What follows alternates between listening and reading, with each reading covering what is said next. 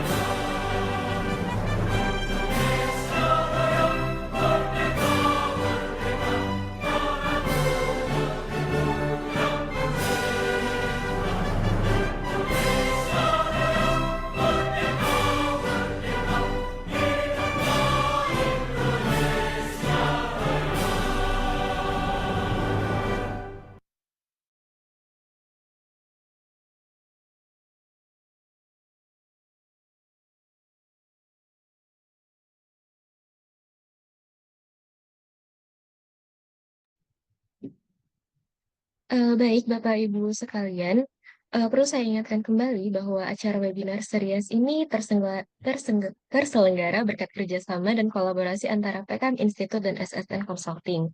Kemudian juga saya perkenalkan untuk SAR Consulting Group sendiri, menyediakan beberapa layanan lainnya, seperti pada SAR kami menyediakan layanan untuk konsultasi pajak, kemudian untuk PKM berupa jasa pelatihan di fokus bidang akuntansi dan perpajakan, kemudian ada SSN dan juga KAP JSR. Dan yang terakhir kami juga ada KJ Anaria Danta yang mana menyediakan layanan seperti jasa pembukuan, kompilasi laporan keuangan, dan sebagainya. Baik, mungkin langsung saja ke inti acara. Selanjutnya saya ingin menyapa narasumber kita yang luar biasa yang telah hadirnya kita pada hari ini. Mungkin Bu Evita, apakah sudah bisa mendengar suara saya, Bu? Loud and clear, Teh Tania, suara saya bagaimana ya? Sudah terdengar jelas, Ibu. Oke, siap. Bu Evita, bagaimana kabarnya, Ibu? Alhamdulillah sehat nih, mudah-mudahan Bapak Ibu peserta pada hari ini juga sehat walafiat ya, sehingga kita bisa diskusi bersama nih untuk topik series ketiga kita hari ini ya. Iya, benar sekali, Ibu. Alhamdulillah sekali ya, Ibu ya sudah masuk ke kolom ketiga dan ini mengenai akuntansi BPR tentang pendapatan dan beban operasional, pendapatan dan bebanan operasional, benar, Ibu? Betul, Teh Tania, ini apa namanya akan related dengan yang akan kita bahas di series terakhir ya, tentang kredit yang diberikan begitu serta karena di sana adalah sumber pendapatan utama bagi teman-teman di BPR. Di sana ada pendapatan bunga yang memang berdasarkan SAKEP dan juga PABPR yang baru sekarang, ini eh, kita akan harus mengakui pendapatan itu dengan sifat yang kita sebut dengan istilah effective interest rate, begitu Teh Tania. Jadi kalau dulu istilahnya selisih dari apa namanya nilai kontrak tanda tangan kredit yang diberikan dengan jumlah kas yang diberikan itu ya provisi ya, itu bisa diakui dengan menggunakan garis lurus istilahnya sekarang tidak lagi. Nah itu Teh Tania yang akan kita bahas pada hari ini. Wah, baik Ibu. Mungkin menarik ya Ibu untuk nantinya akan kita bahas secara tuntas untuk pembaruan-pembaruan tersebut. Mungkin langsung saja kepada Ibu Evita, waktu dan layar saya persilahkan. Siap. Izin saya membuka Excel-nya dulu Teh Tania. Saya lupa tadi nyiapkan Excel untuk di apa mungkin perlu Siap, saya Ibu. tampilkan.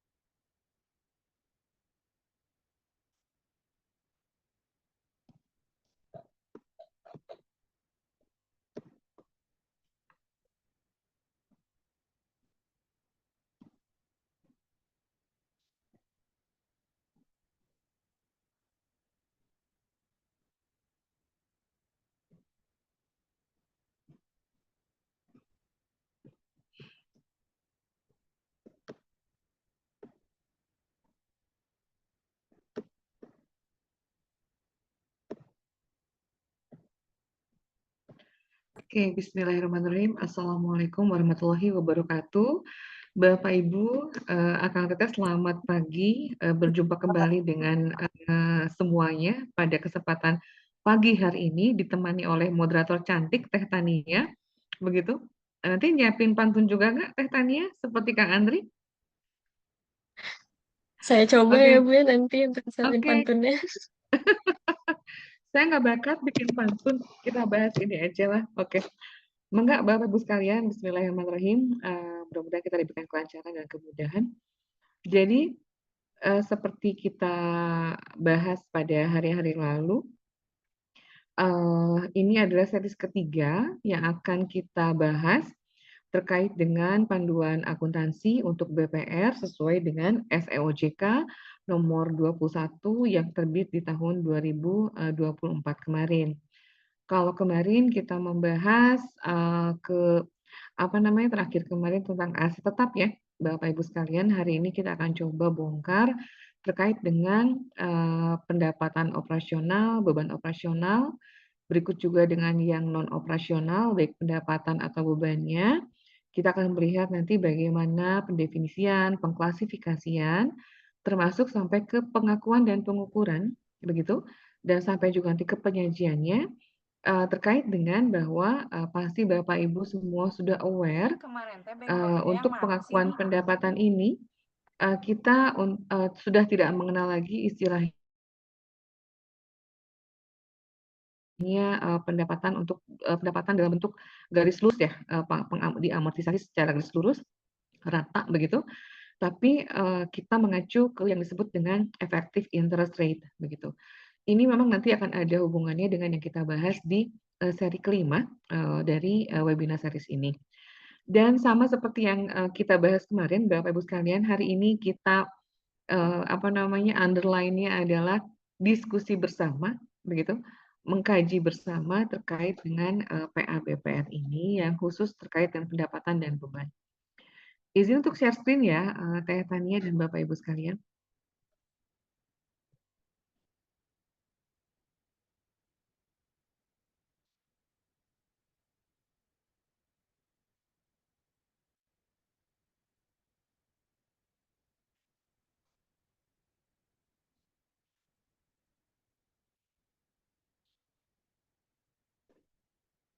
Oke, nampaknya sudah muncul ya. Bapak Ibu sekalian ini nggak terasa kita sudah sampai di hampir pertengahan tahun ya. Udah di 16 Mei 2025 begitu. petualangan Bapak kita semua, terutama Bapak Ibu sekalian, akan semakin dekat nih, karena akan segera menampilkan laporan keuangan fully versi berdasarkan SAK EP nanti pertanggal 31 Desember 2025. Bangga Bapak Ibu, kita akan mulai. Jadi yang kita bahas pada hari ini adalah apa yang ada di dalam bab 22 dan juga bab 23 ya Bapak Ibu sekalian. Jadi di sana ada bab khusus yang memang sengaja nampaknya disimpan oleh OJK begitu sebagai PA-BPR ini pada prinsipnya agar kita semua mendapatkan apa namanya panduan ya. Kita ada panduan dari mulai ke pengakuannya untuk pendapatan dan beban yang masuk ke kategori non operasional begitu, penyajiannya sekalian dalam laporan keuangannya. Nah, kalau kita perhatikan sih sesungguhnya kalau secara klasifikasi, oke, rasanya nggak ada berubah ya Bapak Ibu sekalian dari apa yang diatur dalam, terutama karena di sini kalau kita lihat berulang-ulang di dalam aturannya ini pada saat bicara mengenai klasifikasi terutama begitu selalu ada klausul pernyataan yang menyatakan bahwa sesuai dengan sebagaimana diatur dalam ketentuan OJK mengenai laporan bulanan Bank Perekonomian Rakyat. Jadi artinya ini something yang Bapak Ibu sudah sangat aware sekali terkait dengan pendapatan dan beban operasional ini. Yang mungkin menjadi PR utamanya tadi yang terkait dengan masalah pengakuan bunga, pendapatan bunga begitu, yang memang diarahkannya lebih menggunakan ke effective interest rate. Jadi ini adalah kurang lebih agenda kita yang akan kita bahas pada hari ini dan agenda ini sesuai dengan yang ada di dalam bab 22 serta bab 23. Kita akan mulai Bapak Ibu untuk bab 22 yang terlebih dahulu untuk akuntansi pendapatan dan beban operasional. Nah, kita lihat di sini sekali lagi tidak yang ini rasanya tidak ada perubahan signifikan ya bahwa oleh PA-BPR diartikan di dalam bab 22 tersebut bahwa yang dikategorikan sebagai pendapatan operasional ini tentu adalah selaras juga dengan entitas lain ya. Jadi pada saat kita bicara mengenai pendapatan operasi, ya tentu kita berarti bicara mengenai core business. Oke, kita bicara mengenai core business, aktivitas utama, kegiatan utama dari entitas, dan pada saat kita bicara mengenai pendapatan operasional BPR, ya berarti kita bicara mengenai pendapatan utama, pendapatan dari kegiatan utama BPR begitu. Yang secara bisnis prosesnya tentu komponennya kita bisa kelompokkan dua.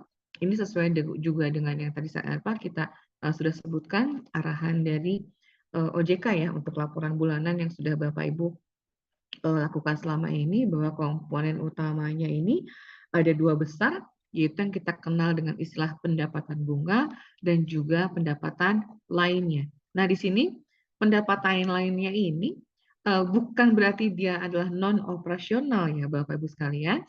Di sini kita bicara mengenai konteksnya tetap dalam rangka pendapatan operasi. Ada izin Bapak Ibu sekalian, kemudian ini saya ada telepon masuk, Teh Tania sebentar, nampaknya penting untuk saya terima.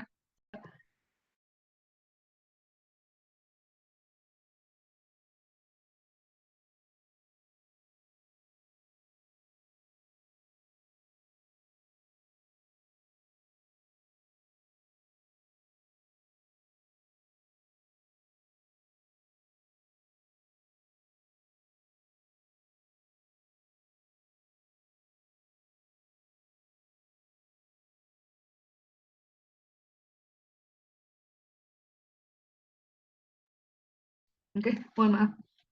Oke, jadi kita kembali ke sini tadi kita sampai pada bahasan yang ini pendapatan lainnya sekali lagi konteksnya dia masih dalam rangka kegiatan utama dari apa namanya dari perbankan dari BPR, tapi disebut sebagai pendapatan lainnya karena dia adalah di luar pendapatan bunga. Jadi yang kita sebut sebagai pendapatan lainnya di sini sebagai part of the pendapatan operasional ini sejogjanya adalah pendapatan lain di luar pendapatan bunga, tapi masih merupakan bagian dari pendapatan operasi atau core bisnis dari BPR, begitu. Nah, ini kalau kita lihat secara contoh dicantumkan juga di dalam PA BPR-nya pada saat kita bicara mengenai pendapatan bunga ya berarti ya secara aktivitas Bapak Ibu akan mendapatkan pendapatan bunga tentu dari berbagai aktivitas dari mulai kredit yang diberikan, oke, atau Bapak Ibu menempatkan sejumlah dana di perbankan di bank lainnya atau Bapak Ibu mendapatkan pendapatan bunga dari berbagai surat berharga tempat Bapak Ibu melakukan investasi begitu. Nah, di sini untuk pendapatan lainnya juga masih kaitannya dengan core bisnisnya bank ya BPR, tapi di luar dari pendapatan bunga begitu. Nanti kita lihat di sini salah satunya adalah keuntungan dari valuta asing. Nanti akan kita sama-sama garis bawahi Bapak Ibu sekalian karena nanti ternyata terkait dengan falas ini ada juga yang masuk sebagai pendapatan non operasional begitu. Ini muncul di falas. Ini kalau kita lihat Bapak Ibu sekalian di dalam PA BPR-nya, nah ini kita masuk dulu ke pendapatan bunga begitu secara lebih mendetail. Ini tadi kita sampaikan dari 3 sumber utama, dari surat berharga yang dimiliki, penempatan pada bank lain, serta kredit yang diberikan. Dan ini ada diatur oleh OJK mengenai laporan bulanan BPR yang mesti harus Bapak Ibu serahkan begitu. Nah, pendapatan bunga ini kurang lebih meliputi ada 4 kelompok, disubkelompokkan lagi. Yaitu pertama, ada yang kita sebut dengan istilah pendapatan bunga kontraktual, kemudian ada pendapatan bunga yang berasal dari provisi kredit, juga ada pendapatan bunga yang datang dari biaya transaksi, begitu, dan ada yang keempat terkait dengan koreksi pendapatan bunga atas aset produktif yang mengalami penurunan kualitas atau penurunan nilai. Detailnya nanti akan kita lihat dalam berbagai contoh kasus yang dibahas khususnya oleh PA BPR ini. Nah, kemudian untuk pendapatan lain, sekali lagi kita sama-sama mengingatkan dalam diskusi hari ini bahwa pendapatan lain yang dimaksud di sini adalah masih kategori pendapatan operasional, tetapi di luar dari pendapatan bunga. Oke, ini seperti disampaikan di dalam definisi sesuai dengan yang diatur oleh OJK bahwa si pendapatan lain yang masuk sebagai kategori operasional ini adalah berasal dari kegiatan jasa yang mendukung operasional BPR sebagaimana diatur dalam ketentuan OJK-nya. Dan bentuk pendapatannya ada seperti ini, Bapak-Ibu sekalian. Bapak-Ibu tahu persis dari pendapatan jasa transaksi, dari keuntungan dari penjualan falas, keuntungan penjualan surat berharga, dan seterusnya. Begitu, ada pendapatan dividen dan sebagainya sampai ke pemulihan penurunan nilai AIDA. Oke, dan juga pemulihan CKPN dari aset keuangan. Ini akan kita kupas di dalam seri kelima. Nah, kemudian di dalam bagian berikutnya, bab 22 ini mengatur terkait dengan bagaimana si pendapatan operasional ini yang tadi terdiri dari pendapatan bunga dan pendapatan lain di luar bunga, begitu harus diakui dan diukur. Ini yang tadi disampaikan di awal sebagai prolog bahwa untuk pengakuan pendapatan bunga begitu terutama ini kita akan mengakui dengan menggunakan metode suku bunga efektif untuk amortisasi, provisi, dan biaya transaksi begitu. Nah, pada dasarnya di dalam PA BPR tersebut dia membuat kayak semacam aturan umum yang aturan ini sebenarnya diadopsi dari atau dirujuk ke SAK EP-nya bahwa si pendapatan akan bisa diakui pada saat kita punya keyakinan begitu di sini disilakan dengan probabilitas manfaat ekonominya tinggi bahwa keyakinan bahwa memang ujungnya bakal kita terima secara nominal uang ya ujungnya bakal cash in ya Bapak Ibu sekalian ya. Nah, di sini akan kita akui manakala memang kita meyakini dengan istilah di sini probabilitasnya adalah tinggi dan juga dapat diukur secara andal. Begitu. Nah, kemudian basis yang kedua adalah ini pun sama adalah pengakuan pendapatan yang diatur oleh SAKEP, Bapak Ibu akan mengakui secara akrual. Dan kita sama-sama tahu berarti pada saat kita bicara mengenai pengakuan akrual, berbagai pendapatan tadi, pendapatan bunga, pendapatan operasional lainnya di luar bunga, akan harus Bapak Ibu akui tidak menunggu kas masuk ya Bapak Ibu sekalian. Oke, tidak menunggu kas masuk begitu, tapi nanti pada saat apa namanya Bapak Ibu tadi sudah menilai atau menjustifikasi bahwa ini keyakinannya tinggi bakal kita terima ujungnya dan memang dapat diukur, silakan Bapak Ibu akui nanti bakal diakui sebagai pendapatan akrual ya. Nanti di sisi debitnya akan ada piutang ya, berarti akan ada piutang. Nah, kemudian secara tadi sudah kita bahas ya bahwa secara umum diatur untuk pendapatan bunganya dengan menggunakan metode suku bunga efektif. Yang detailnya Bapak Ibu sekalian adalah dibahas juga di dalam PA BPR tersebut. Ada 6 item yang kemudian menegaskan terkait dengan penerapan yang tadi kita sebut dengan metode bunga efektif ini. Jadi di pointer pertama ditegaskan oleh PA BPR bahwa nanti BPR silakan mengukur kredit yang diberikannya dengan biaya perolehan yang diamortisasi. Jadi artinya pendapatan bunganya tadi yang menggunakan metode suku bunga efektif ini akan sangat terkait dengan pengakuan nilai kredit yang Bapak Ibu berikannya begitu.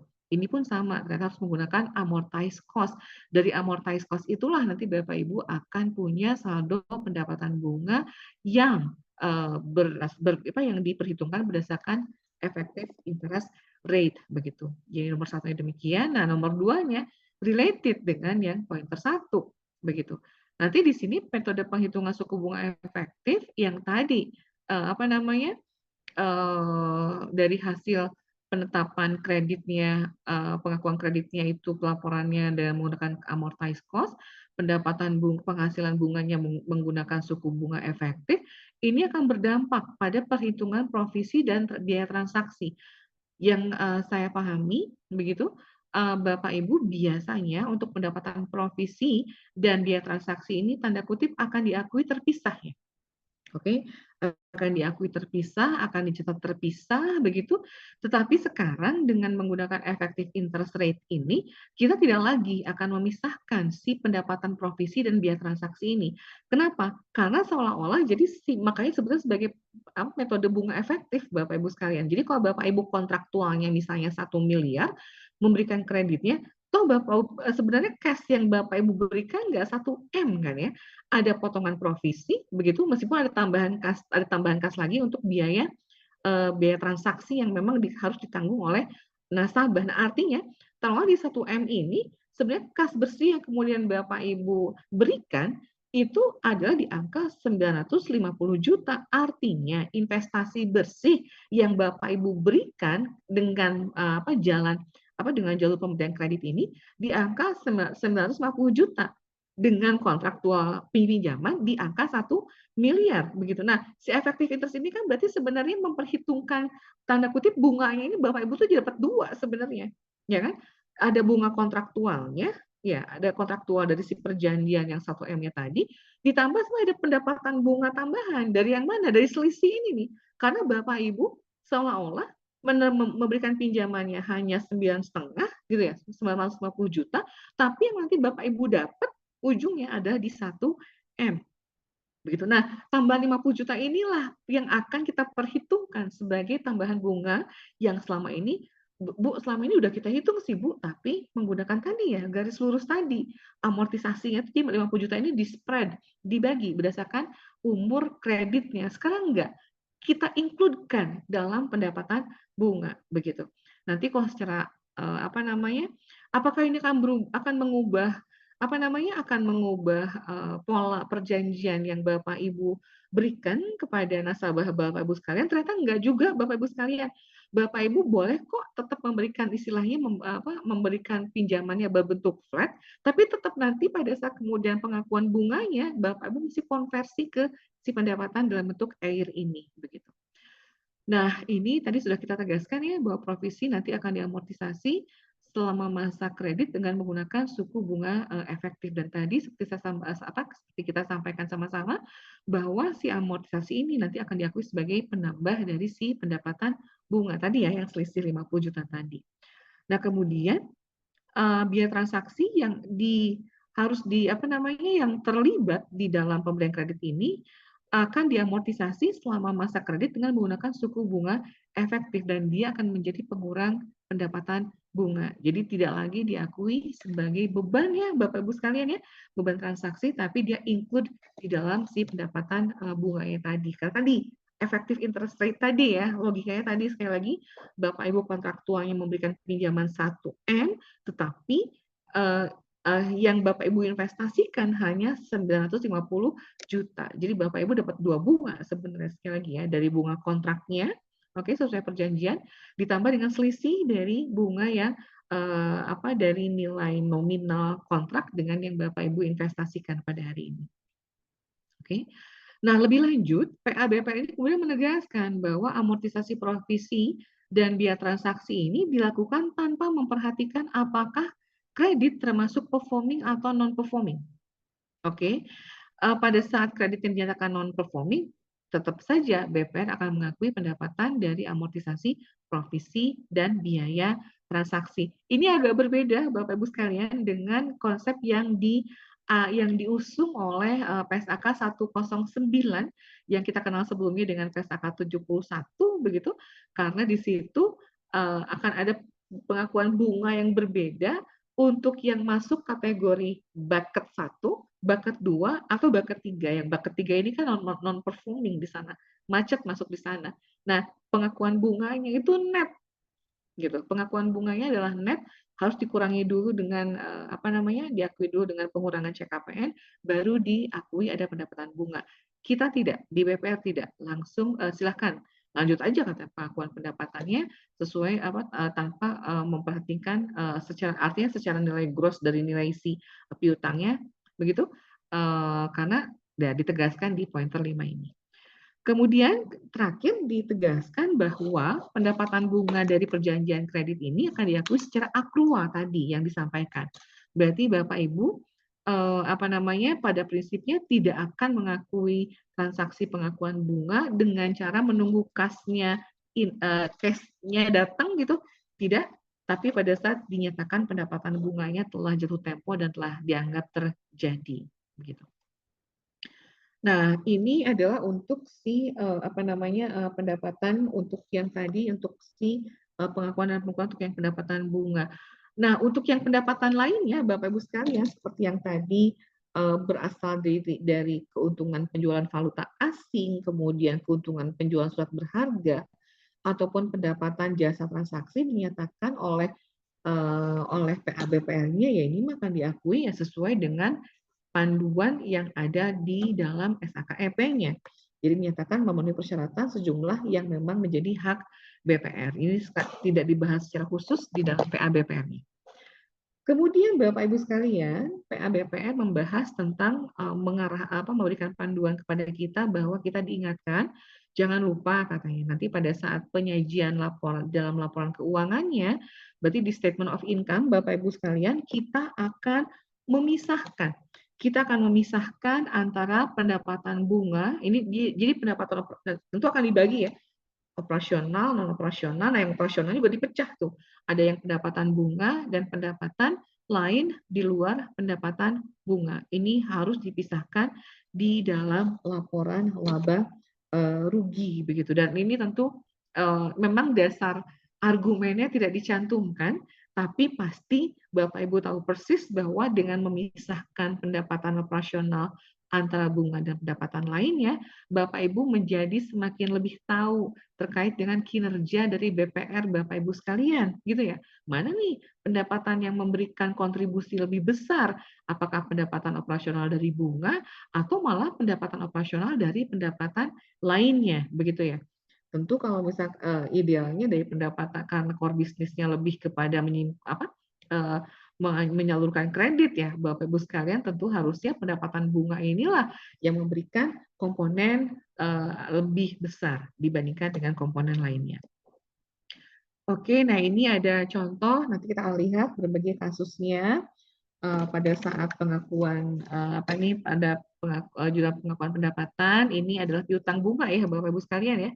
Oke, ada pendapat apapun lah nama akun yang nanti Bapak Ibu gunakan. Di sini digunakan akunnya, kata di dalam PABPR-nya adalah pendapatan bunga yang akan diterima. Ini nggak lain nggak bukan adalah piutang bunga ya Bapak Ibu sekalian. Kemudian ada kredit yang diberikan, oke ini dari amortisasi Bapak Ibu sekalian angkanya nanti, dan juga ada pendapatan bunga yang juga nanti akan muncul dari amortisasi yang kita akan lihat nanti. Oke, dan tadi sudah ditegaskan ya bahwa amortisasi provisi dan biaya transaksi akan diakui bukan sebagai pendapatan provisi terpisah, bukan sebagai beban transaksi yang terpisah, tapi akan diakui sebagai penambah dan juga sebagai pengurangan pendapatan bunganya. Nah, ini ada contoh Bapak Ibu sekalian, nanti kita akan lihat langsung ke kasusnya. Begitu, ini ada kasus seperti ini, bahwa Bapak Ibu memberikan kredit besarannya 100 juta dengan bunganya 15%, ini flat ya, flat besarannya dalam provisi 0,1%, tapi ada angsuran pokok di 25 juta per semesternya. Ini sih secara hitungannya bakal muncul jurnal seperti ini Bapak Ibu sekalian. Oke. Ada pendapatan bunga yang akan diterima, ini membuktikan flat ya. Kemudian ada kredit yang diberikan diakui di debit juga, dan ada pendapatan bunganya. Nah, dari mana angkanya? Nah, ini Bapak Ibu sekalian. Saya stop share dulu yang ini.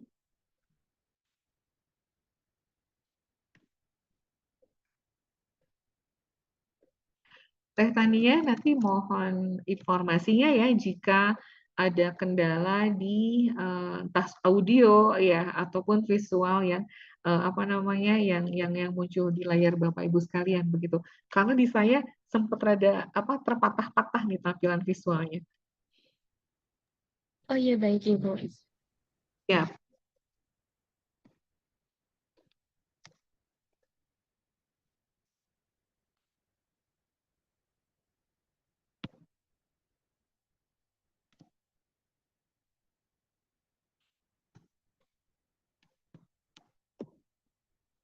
oke. Nah, ini sengaja saya tidak mengubah yang ada di dalam tampilan PABPR begitu.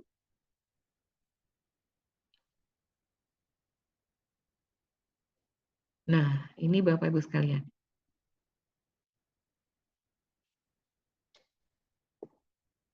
Oke, ini ya. Tadi seperti kita bahas di slide sebelumnya, plafonnya 100 juta, jangka waktunya adalah 24 bulan atau 2 tahun. Jenis kredit taruhlah untuk kelompok investasi, begitu, kredit investasi bunganya 15% per tahun atau 1,25% per bulan dengan provisinya 0,1% alias 100.000 dengan jadwal angsurannya per 6 bulan sebesar 25 juta dan ada beban BPR di angka 20.000 ditambah dengan ada pengelolaan rekening sebesar 20 begitu. Nah, Bapak Ibu sekalian, nah kurang lebih demikian. Ini yang nanti akan harus Bapak Ibu siapkan secara tabulasi. Jadi ini rasanya di beberapa pertemuan menjadi sebuah pertanyaan. Bu, kalau kita menggunakan effective interest rate, apakah berarti kita tidak lagi memberikan kredit kepada konsumen dengan basis flat gitu bunganya? Ternyata enggak. Ini flat juga kok Bapak Ibu sekalian. Bapak Ibu bisa melihat di sini. Oke, ada kolom tagihan bunga di sini. Oke, kolom tagihan bunga ini di angka 1.250.000 itu dapatnya dari pokok. Pokoknya kan tadi 1 miliar 100 juta ya. Pokoknya di angka 100 juta dengan bunganya 15% per tahun atau 1,25% per bulan. Bapak Ibu bisa melihat di sini. Oke, bunganya rata per 6 bulan begitu. Itu untuk periode bulan ke-7 kenapa berubah? Karena sudah ada pelunasan angsuran pokok 25 juta. Jadi pokoknya sudah berkurang tidak lagi 100 juta tapi menjadi 75 juta begitu. Bapak bisa melihat di sini. Oke. Oke, saya tampilkan ke bawah saja ini. Biar satu tabel ya. Oke, nah ini tagihan bunganya adalah Ini ya. Jadi ini yang kita sebut dengan tagihan bunganya. Makanya tagihan bunganya sih ya tadi di angka 1.250.000 Bapak Ibu sekalian, sesuai dengan yang ada dalam tagihan bunga ini. Ini piutang bunga yang akan Bapak Ibu akui. Kemudian Bapak Ibu, nah tetapi tagihan bunga ini tidak sama dengan yang kita sebut dengan istilah pendapatan bunganya. Pendapatan bunga Bapak Ibu sekalian yang mana? Untuk bulan pertama yang ini Bapak Ibu. 1.254, 1.254.982. Dapat dari mana angka 1.254.982 ini? Ini dekat tangannya. D sama dengan kolom ini adalah kolom C, ini Bapak Ibu sekalian kolom C, dikalikan dengan air. C ini apa Bapak Ibu sekalian? Ini saldo awal arus kas kredit. Bapak Ibu bisa melihat di sini adalah kolom C ini sama dengan kolom H-1. Maksudnya apa? Ini sama dengan ada yang di kolom H, tapi di periode yang sebelumnya. Jadi kalau kita bicara di sini di periode tanggal 31 Januari ini, kita bicara 31 Januari 2025 ya Bapak Ibu sekalian. Ini adalah angka yang ada di sini sama dengan yang ada di dalam periode sebelumnya. 99.920. Koma sedikit, perubahan ini yang dari awal sampai akhir, inilah yang kita sebut dengan istilah amortized cost, Bapak Ibu sekalian. Oke, inilah proses yang kita sebut dengan istilah amortized cost. Begitu. Ibu-ibu, nanti kalau pokoknya kita bayarnya setiap bulan bagaimana? Ya mangga, ini diisi saja berarti si angsuran pokoknya ini. Oke, angsuran pokok ini akan diisi oleh Bapak Ibu sekalian. Nah, pertanyaannya adalah dari mana angka 1.254.982 tadi katanya saldo sebelumnya yang tercatat di periode yang lalu dikalikan dengan air. Air ini dapatnya dari mana? Bapak Ibu untuk bisa menghitung air ini, Bapak Ibu mesti membuat pola ini nih. Bapak Ibu harus membuat pola estimasi arus kas. Kenapa ada minus 99.920 Bu di sini? Tanda minus ini menunjukkan Bapak Ibu melakukan investasi. Ada kas yang keluar, begitu. Ada kas yang keluar. Nah, kemudian Bapak Ibu membuat pola cash lengkap dari awal transaksi sampai dengan dia tanggal jatuh temponya, begitu. Oke, tanggal jatuh temponya, Bapak Ibu tuliskan semuanya, begitu. Nanti Bapak Ibu dengan mendrag si kolom ini kok pakai Excel, gitu. Kalau mendrag dan sampai dengan angka ujung, Bapak Ibu akan dapat air-nya dengan menggunakan fungsi rumus IRR. IRR ini yang kita kenal dengan istilah interest rate of return. Oke, interest rate of return. Saya akan stop share dulu yang ini. Saya akan tunjukkan Excel-nya. Oke, saya akan tunjukkan Excel-nya.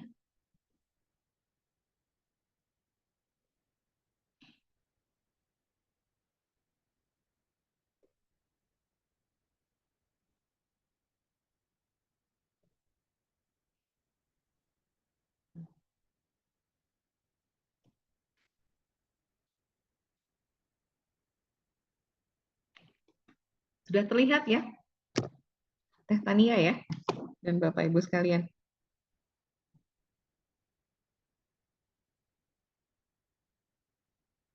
Oke, nah ini kurang lebih angkanya agak mirip dengan yang tadi, cuma nolnya kita tambah. Oke, nolnya kita tambah. Lah, sebentar, salah ini.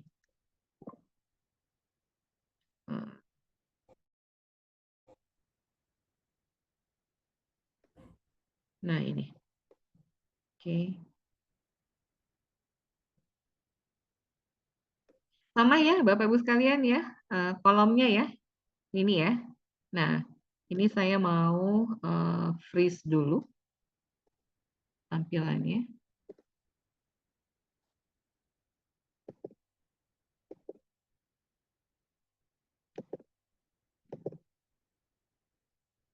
Nah ini, jadi untuk mendapatkan air ini Bapak Ibu sekalian, ini ada kalau nggak salah di baris, nah ini dia. Bapak Ibu bisa melihat? Jadi nggak usah khawatir, Excel-nya sudah ada. Ini ada rumusannya sih sebenarnya Bapak Ibu sekalian. Pada prinsipnya adalah dia akan mencari berapa sih tingkat bunga nyatanya, realnya, begitu. Dengan Bapak Ibu berinvestasi pada satu tanggal, pada satu periode tertentu, ya ini kan, makanya ditandai minus, begitu. Dan Bapak Ibu mendapatkan cash in sepanjang waktu di periode kreditnya. Begitu ya. Jadi di sini makanya tinggal di drag aja, di blok begitu dari si estimasi arus kasnya, jangan lupa nanti diberikan tanda minus pada saat Bapak Ibu memberikan investasi karena memang ada kas keluar kan ya. Nanti Bapak Ibu akan ketemu dengan si yang kita sebut dengan istilah suku bunga efektifnya. Oke, ini per bulannya. Per tahunnya gimana? Ya sudah tinggal dikalikan dengan 12 saja. Begitu. Jadi Bapak Ibu harus bikin dulu si estimasi arus kasnya. Nah, dari situlah Bapak Ibu punya pendapatan bunga. Gitu ya, Bapak Ibu punya pendapatan bunga di sini. Di angka 129.967.649 dapat dari mana tadi? Oke, dari saldo tercatat utangnya begitu dikalikan dengan saldo dengan tingkat bunga efektifnya begitu. Nah, ini yang tadi saya sebutkan. Berarti sebenarnya kan Bapak Ibu tuh dapat bunga teh kan dua ya. Sebenarnya polanya Bapak Ibu tuh dapat bunganya ini oke 125 juta. Oke. Bapak Ibu dapat 125 setiap ya untuk yang periode ini ya, untuk yang periode bulan ini. Jadi Bapak Ibu dapat bunga tadi yang 15% dari yang flat tadi ya untuk sepanjang waktu begitu, sepanjang kreditnya. Ditambah lagi Bapak Ibu sebenarnya dapat pendapatan bunga dari mana tadi? Karena Bapak Ibu teh di sini kontraknya 1M 10M di sini ya, sorry, kontraknya 10M, tapi Bapak Ibu tuh memberikan kasnya di angka ini, di angka 9920 yang selama ini mungkin Bapak Ibu akuinya sebagai pendapatan terpisah yang disebut sebagai pendapatan provisi. Oke, sekarang tidak. Bapak Ibu akui dengan pendapatan, jadi bunga ini udah include bersih gitu loh. Jadi berinvestasi awalnya 9920, pengembalian rutin setiap periodik sekian, sekian, sekian. Kemudian setelah dihitung ya tingkat bunga efektif tadi di angka 15, sekian persen per tahun atau 1,03 sekian persen per bulannya. Betul ya? 1,3 gitu kan. Nah, buktinya ini Bapak Ibu sekalian, kita perhatikan. Berarti kan Bapak Ibu teh investasinya 9920 gitu ya. Tapi kemudian at the end nerimanya 9920, at the end Bapak Ibu nerimanya 10 miliar kan. Oke, ada tambahan sekitar 80 juta. 80 juta inilah yang sebenarnya jadi tambahan pendapatan bunga yang hitungannya kalau dulu rata dibagi, sekarang enggak. Dihitungan itu diperhitungkan dalam suku bunga efektif. Buktinya ini Bapak Ibu sekalian. Ini nih yang di kolom I amortisasi dengan air yang biasa tadi Bapak Ibu sebut dengan amortisasi provisi ya, yang rata tiap bulan begitu. Sekarang nggak boleh rata lagi. Toh buktinya jumlahnya ini juga 80 juta nih sebenarnya kalau mau dijumlahkan. Oke, ini angkanya 80 juta nih kalau Bapak Ibu totalkan. Exactly persis dengan si angka yang kalau Bapak Ibu terapkan menggunakan metode garis lurus tadi. Gitu ya, menggunakan metode garis lurus. Jadi tetap 80 juta sebagai tambahan bunganya. Kurang lebih demikian ini Bapak Ibu sekalian sekilas terkait dengan si penetapan tingkat bunga pendapatan bunganya begitu. Dan nanti Bapak Ibu sekalian dengan amortisasi ini nanti jumlah saldo tercatat piutangnya bakal bertambah. Oke, bakal bertambah, bertambah, bertambah. Tapi ada pengurangan lagi, pengurangan dulu nih karena ada pokok berkurang gitu ya. Nanti nambah lagi, nambah lagi, nambah lagi gitu, berkurang lagi. Oke, nah ini.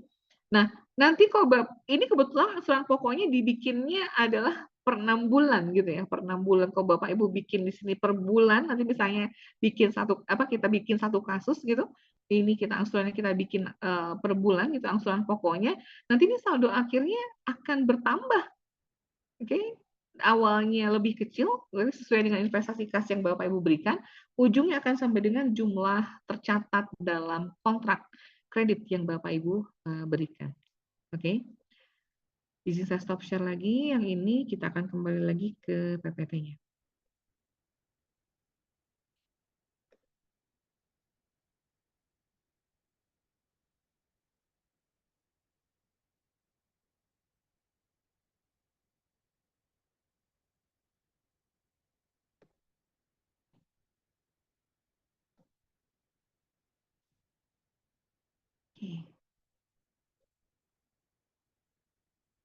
Nah, setelah kita bicara mengenai pendapatan PA Ya, PABPR OJK ini kemudian melanjutkan bahasannya terkait dengan beban operasional begitu, dan sama saja sebenarnya seperti mendefinisikan si pendapatan operasional begitu.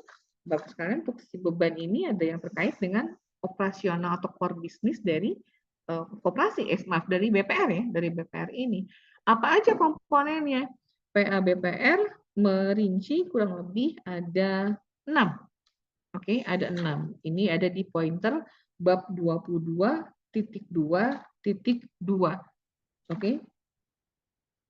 Aduh, ada 7. Jangan-jangan ada yang kehapus oleh saya.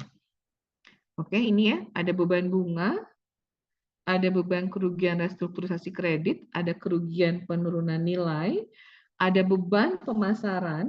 Oh, ini dipisahkan. Oke, ini dipisahkan. Katanya dipisahkan, Bapak Ibu sekalian. Oke, nah ini dipisahkan. Oke, 5,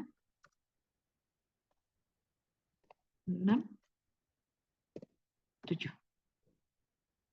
Oke, ini dipisahkan. Bapak Ibu tahu persis lah komponen penjelasannya apa ya. Beban bunga ini pasti terkait dengan operasi atau aktivitas bisnis Bapak Ibu sekalian menghimpun dana dari masyarakat yang kemudian Bapak Ibu sebut sebagai tabungan atau deposito ya, ada pemberian bunga. Nah, buat Bapak sekalian itu adalah beban bunga ini begitu. Kemudian beban kerugian restrukturisasi kredit, oke,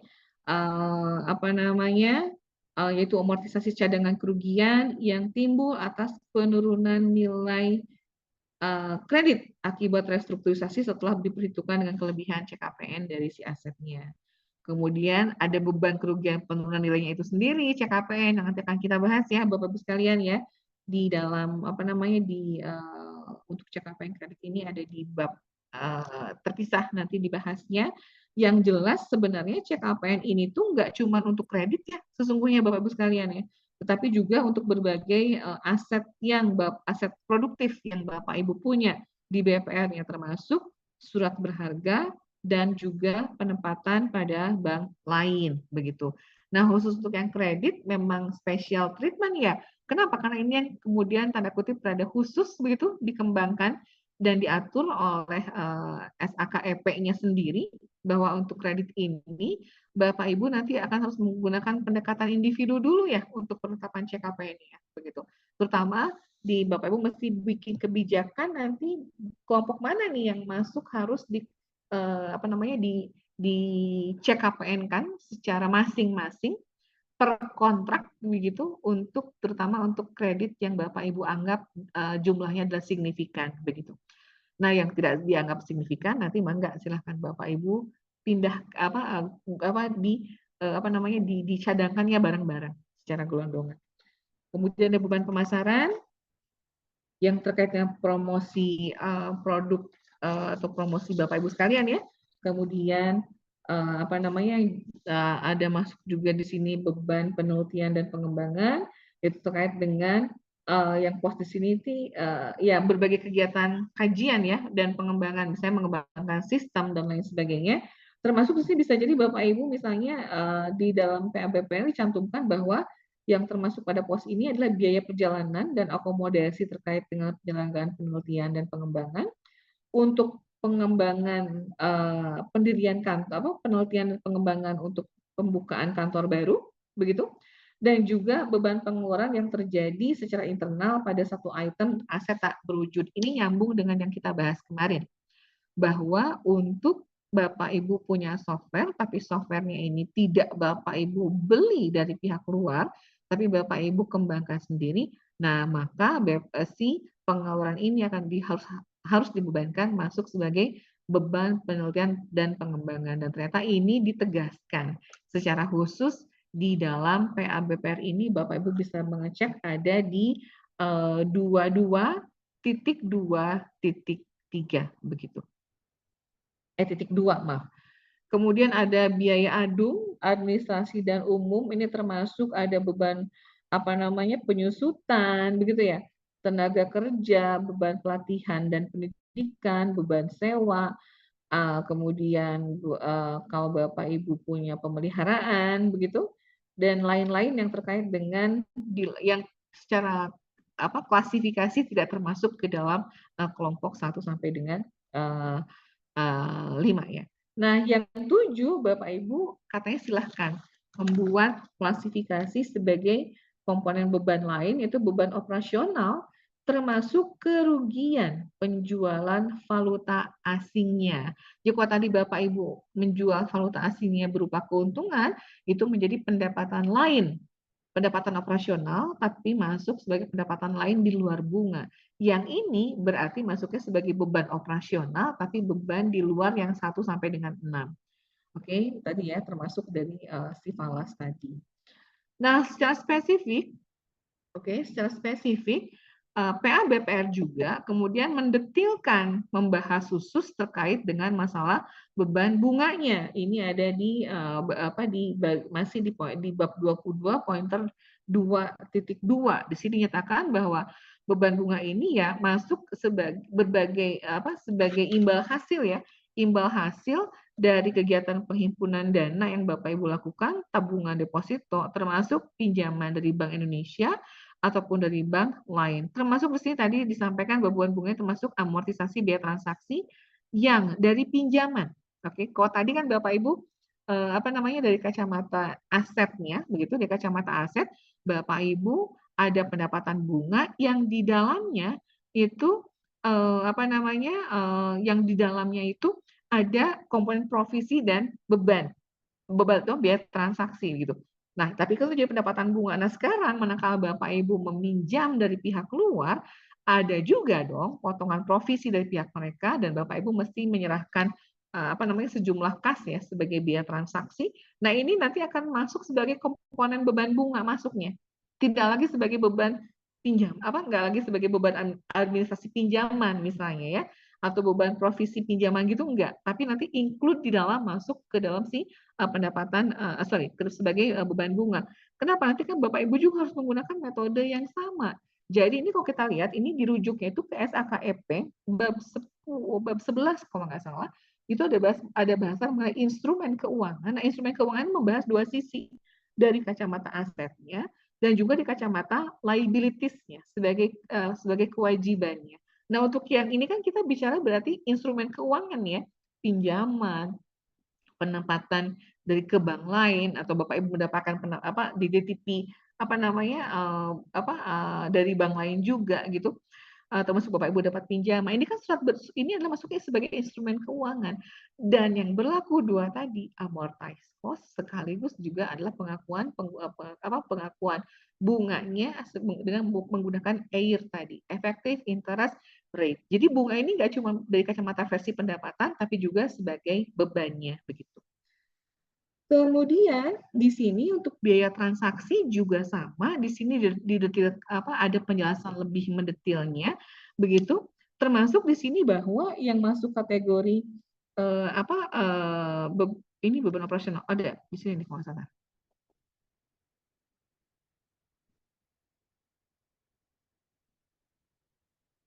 Sebentar. Oh ini beban bunga dulu. Ini beban bunga. Oke. Ada ini Bapak Ibu sekalian yang dibahas secara khusus itu adalah biaya transaksi ya. Jadi Bapak Ibu nanti misalnya ada yang saya pahami biasanya di operasionalnya ada yang ayo simpen dana di kami, nanti kami dapat kasih di awal berbagai hadiah misalnya ya. Oh gede banget sampai ada kemudian diberikan motor ya Bapak sekalian ya. Roda 2 kendaraan ya, roda 2, roda 4 begitu. Nah, ini kategorinya adalah si biaya transaksi ya. Ini masuk sebagai biaya transaksi. Nah, di sini Bapak sekalian, untuk biaya transaksi yang dikeluarkan BPR untuk memperoleh dana dari bank lain atau pihak ketiga bukan bank, antara bisa berbentuk cashback atau hadiah yang dapat diatribusikan langsung ke nasabah. Nah, ini termasuk yang nanti akan masuk ke dalam beban bunga ini Bapak sekalian. Oke, yang akan masuk sebagai komponen beban bunga. Tadi rasanya sudah didetailkan ya untuk yang restrukturisasi kreditnya, kemudian CKPN sudah, pemasaran sudah, ini sudah tadi kita bahas, ini juga sudah untuk beban lainnya. begitu. Nah, ini tadi yang oh ini nih yang saya maksudkan. Jadi ada beban bunga tadi oke lah ya, tadi dari simpanan segala macam Bapak Ibu udah pugul lah kalau masih bayar beban bunga gitu. Nah ini nih biaya transaksi ini tuh part of dari beban bunga Bapak Ibu sekalian. Kenapa? Karena tadi Bapak Ibu mesti menggunakan yang namanya EIR, Effective Interest Rate gitu ya. Nah, beban bunga ini diingatkan, beban bunga Bapak Ibu pisah laporannya. Jadi nggak nanti pada saat menyajikan pendapatan bunga itu nggak boleh langsung net begitu, mesti dimunculkan dulu sebagai beban bunganya dulu. Memang ujungnya bakal dikurangkan ya. Tapi dengan memisahkan penyajiannya, tadi Bapak Ibu dapat informasi lebih jelas terkait dengan hasil kinerja Bapak Ibu sekalian selama satu periode begitu. Nah, selanjutnya kalau tadi kita bicara mengenai pengakuan pengukuran pendapatannya, sekarang kita bicara mengenai pengakuan dan pengukuran beban. Basisnya sama, Bapak Ibu sekalian, yang digunakan adalah basis akrual begitu, dan nanti akan mulai kita akui manakala kita punya keyakinan bahwa memang sudah meyakini. Di sini dibahasakan dengan istilahnya sama seperti yang saat bicara di kacamata kita sebagai pendapatan ya. Di sini kita kalau tadi bahwa besar kemungkinan arus kas masuknya akan kita terima, yang ini dari kacamata arus kasnya kemungkinan besar atau kita yakini pasti akan kita keluarkan. Dan satu lagi harus dapat diukur secara andal. Ini sebenarnya dengan antara akrual dengan yang pointer yang warna merah ini, merah dan coklat ini kalau di saya di layar ini sebenarnya saling berkaitan begitu. Karena akrual basisnya ya ini. Jadi pada saat kita yakin bakal harus kita bayar akan kita akui sebagai beban. Nanti padu padannya akan diakui sebagai dengan utang beban ya, Bapak. Jadi debitnya beban sesuatu, kreditnya adalah utang beban. Ibu, begitu. ini kan pelunasannya kan sudah bulan 3 ya. Oke. Gimana? Barusan dihitung, itu jenengan masih ada kekurangan denda 44.000. Ya. Ini ada yang bocor, Teh Tania?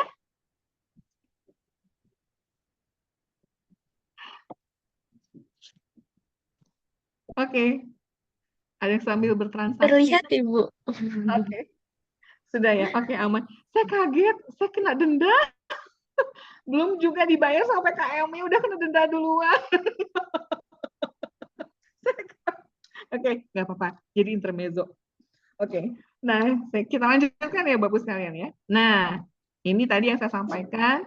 Pada prinsipnya nanti di tanggal dia harus diakui, Bapak Ibu akan mengakui beban sesuatu dan utang sesuatu, begitu sesuai dengan konteks dan jenis bebannya. Kalau beban bunga ya utang bunga.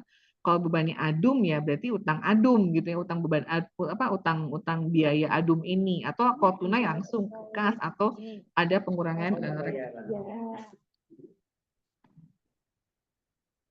Nah, ini mah nggak usah kita bahas detail ya. Teh Tania ini Bapak Ibu sekalian udah sangat lebih jago begitu untuk deposito, untuk ini ya deposito 20 juta sebulan bunga 60, inilah beban bunga pada utang bunga, udah itu udah selesai gitu ya. Nah, untuk pembayaran bunga kita punya beban bunga dan ini ada PPh Bapak Ibu terlibat ya terkait dengan potongan bunga untuk yang deposito dan lain sebagainya begitu. Cuma di luar topik pengakuan pendapatan lah, topik hari ini. Ini nanti terkait dengan pajak, Bapak Ibu jangan lupa karena beberapa nasabah biasanya akan minta bukti potongnya. Oke, apalagi untuk yang nilainya depositonya relatif lebih besar gitu ya. Nah, ini adalah penegasan terkait dengan masalah penyajian. Jangan lupa beban operasional disajikan terpisah, beban terpisah. Dan beban adum ini juga harus disajikan dalam pos tersendiri dan dirinci berdasarkan jenis beban. Nah, Bapak Ibu sekalian, kalau kita merujuk ke SAKEP-nya begitu dalam bahasan tentang laporan keuangan, khususnya tentang si laporan laba rugi ini, khusus untuk si penyajian beban, Bapak Ibu sebenarnya diperbolehkan memilih satu dari dua pendekatan. Ada boleh melaporkan si komponen beban ini yang kita sebut dengan pendekatan fungsional beban. Jadi beban itu dilaporkan berdasarkan fungsinya dulu, atau beban langsung dilaporkan berdasarkan jenis bebannya, begitu. Dilaporkan dengan jenis bebannya. Jadi nanti Bapak Ibu dalam laporan laba ruginya, either misalnya Bapak Ibu munculin beban operasional titik aja. Nah, itu tuh sebenarnya berarti sebenarnya sudah menggunakan pendekatan fungsi. Gitu. Jadi bebannya adalah untuk fungsi operasional dari si BPR-nya. Nah, tetapi jika dua sekali lagi pilihannya ya, boleh pakai pendekatan fungsi, misalnya tadi operasional non operasional gitu, atau yang kedua tadi menggunakan langsung laporkan berdasarkan jenis bebannya gitu. Nah, catatannya adalah kata SAKEP, kalau Bapak Ibu memilih melaporkan beban menggunakan pendekatan fungsi, tadi misalnya si operasional ini, maka jenis bebannya begitu, jenis beban apa yang Bapak Ibu harus bayarkan setelah yang telah terjadi, itu harus Bapak Ibu sajikan terpisah dalam CALK informasinya, di dalam catatan atas laporan keuangan. Nah, kalau kita lihat berarti di sini, yang diadopsi oleh PABPR-nya, itu dua-duanya diadopsi, lebih menggunakan pendekatan fungsi dulu berarti di sini. Oke, fungsi dan juga menggunakan si PABPR ini. Begitu ya. Maka tadi untuk yang apa namanya?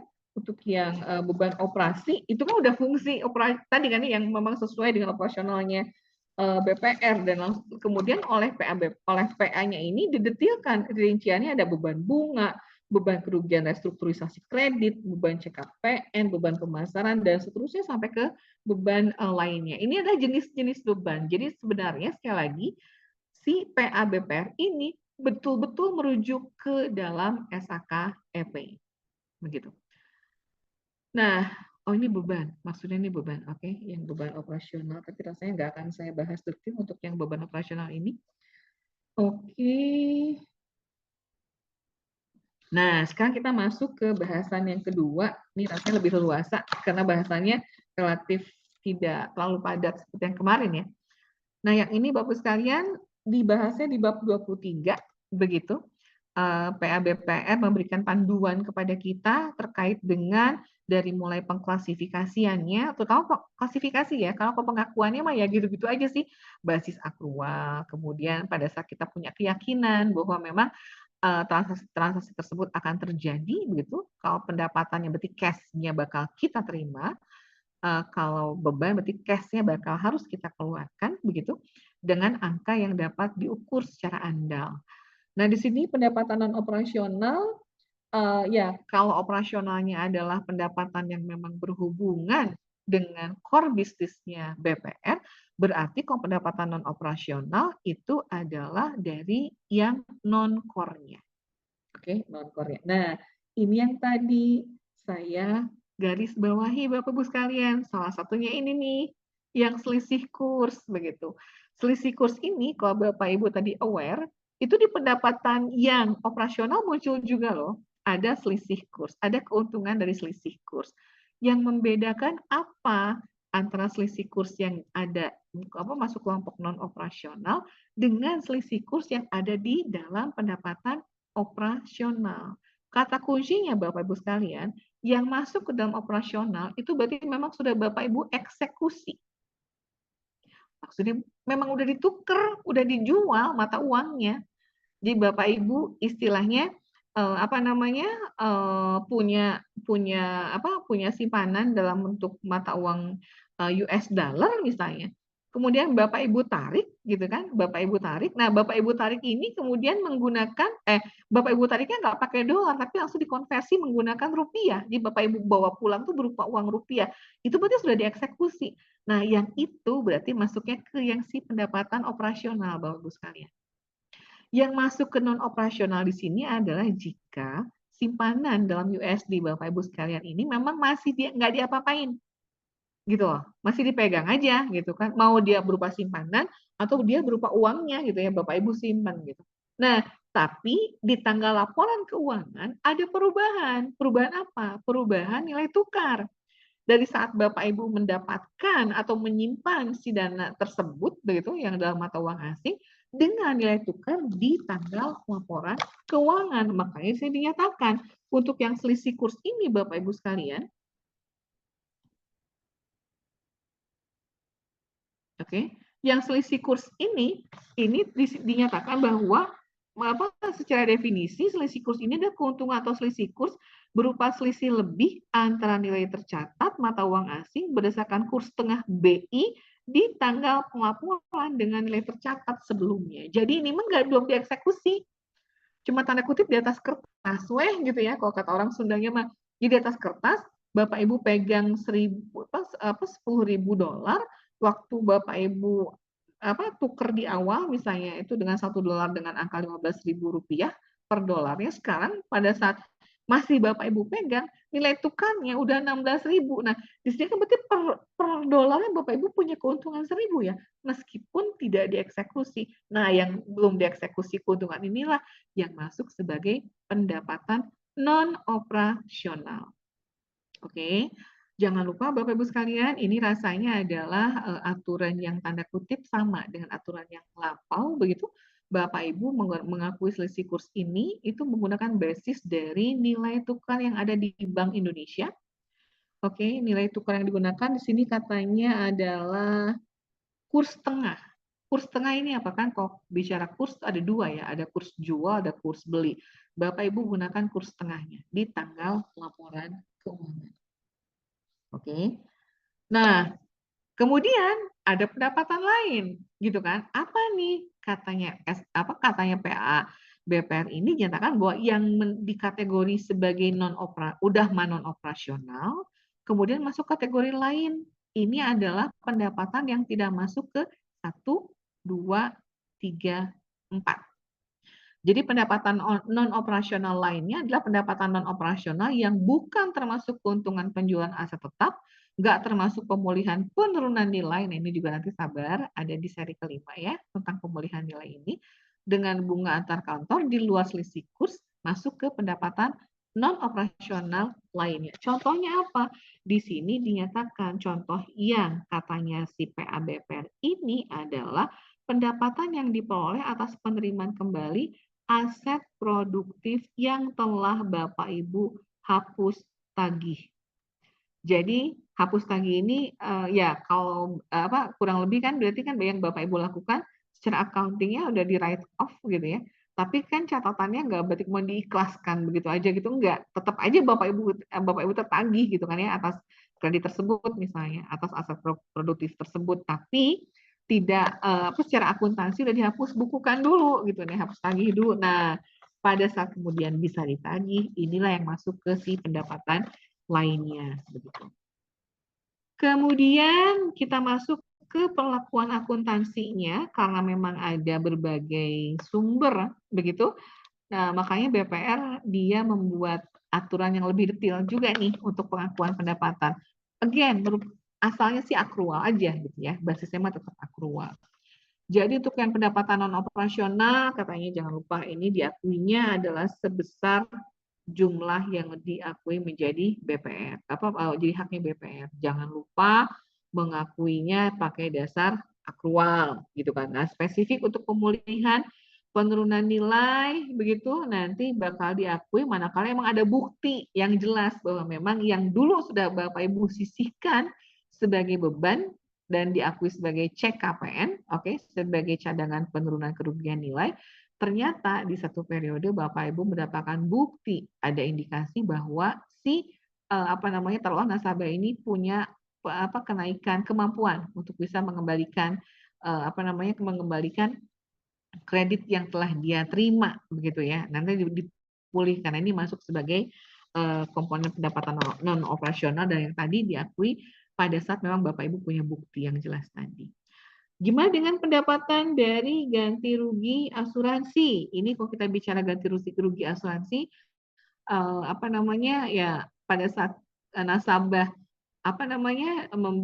mendapatkan pinjaman, kita kan udah jadi sebuah hal yang normal ya, lumrah dilakukan. Jadi Bapak Ibu sekalian kemudian mengharuskan ya untuk nasabah tersebut untuk mengasuransikan pinjamannya jadinya ya, jika terjadi default begitu nanti Bapak Ibu akan mendapatkan ganti rugi dari si asuransinya. Dinyatakan bahwa pendapatan ganti rugi dari si asuransi ini akan Bapak Ibu diakui katanya ya diakui pada saat debiturnya kondisinya default dan BPR melakukan klaim kepada perusahaan ganti perusahaan asuransi dan mendapatkan kepastian bahwa klaim akan dibayar. Ini pakai basis aktual juga.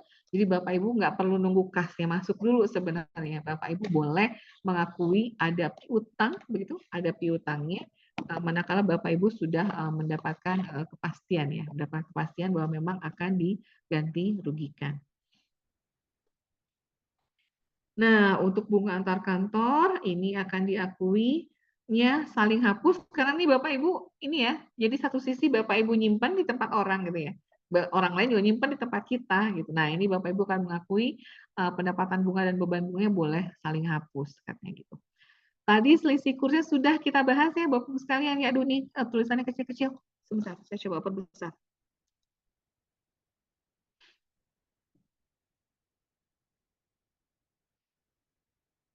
Tadi ya masuk tanggal laporan keuangan ini kita Bapak Ibu sekalian, oke? Masuk ke tanggal laporan keuangan, kasnya Bapak Ibu sekalian yang mata uang asing tadi nanti akan Bapak Ibu akui sesuai dengan nilai tukar. Oke, nilai tukar yang ada pada tanggal laporan keuangan tadi sudah kita bahas menggunakan menggunakan nilai kurs tengah ya, menggunakan kurs tengah BI. Oke, ini kenapa? Cukup jelas nggak ya?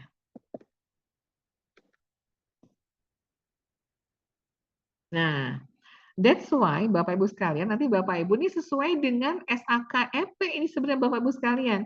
Bab terkait dengan falas ini, Bapak Ibu perlu mengklasifikasi mana pos-pos moneter yang Bapak Ibu punya. Dan moneter ini, pos moneter ini, pos moneter dan non moneter ini nggak melulu berbentuk aset ya. Bisa jadi Bapak Ibu punyanya dalam bentuk liabilities begitu. Sehingga di sini makanya di dalam BPR-nya ini dia tidak menyebut aset-aset moneter dan aset non moneter itu enggak, tapi dia menyebutnya dengan istilah pos moneter. Oke, jadi artinya sangat mungkin sifatnya itu adalah berbentuk liabilities. Oke, nah untuk yang moneter contohnya tadi yang saya sampaikan, Bapak Ibu punya simpanan berbentuk tabungan atau deposito ataupun di brankas gitu ya, ada mata uang asingnya. Nah, itu yang tadi Bapak Ibu yang kita lakukan. Jadi meskipun tidak dieksekusi ya, nggak dieksekusi, nggak sengaja ditukar gitu, masih dipegang, tapi Bapak Ibu sudah harus mengakui terjadinya keuntungan kalau misalnya memang nilai tukarnya bergerak naik, atau Bapak Ibu mesti mengakui ada kerugian. Oke, Bu waktu dibeli kemarin kursnya itu di harga kursnya itu di harga berapa? Misalnya waktu kita beli 15.500, tapi sekarang nilainya di angka 15.000. Nah, itu kan berarti ada kerugian ya yang harus Bapak Ibu harus Bapak Ibu akui begitu. Nah, ini masuk sebagai selisih kurs. Nah, kemudian penyajiannya tadi sama nih logikanya harus Bapak Ibu laporkan secara terpisah ya, karena Bapak Ibu perlu melakukan evaluasi dengan komponen terpisah. Bapak Ibu jadi tahu nih ya, nggak dipisahkan operasional non operasional, sama lah ini mah. Nah, ini yang non operasional Bapak Ibu sekalian, selisih kurs kembali muncul. Oke, selisih kurs ini kembali muncul tadi karena bisa jadi Bapak Ibu nggak cuma punya keuntungan ya di atas kertas, tapi bisa jadi Bapak Ibu punya kerugian. Oke, karena tadi nilai tukarnya tadi turun gitu ya, jadi Bapak Ibu punya beban. Termasuk di sini adalah kerugian penjualan kehilangan aset begitu. Nah, kemudian di sini juga yang masuk sebagai kategori untuk yang non operasional adalah yang dikategorikan sebagai penurunan nilai. Ini adalah penurunan nilai untuk aset tetap. Oke. Kerugian penurunan nilai itu kerugian atas penurunan nilai aset wajar tetap dan inventaris milik. Yang kemarin sempat kita bahas loh Bapak Ibu sekalian. Oke, jadi aslinya kan masuknya ke OCI itu, ke Other Comprehensive Income. Tapi satu titik dia bisa masuk ke dalam laba rugi. Oke, untuk mengandu si kerugian yang kerugian yang tadi yang kemarin sempat kita bahas ya, untuk yang si aset tetap ini. Oke, termasuk di dalamnya adalah denda sanksi atau denda dan berupa sumbangan ya, atau sumbangan.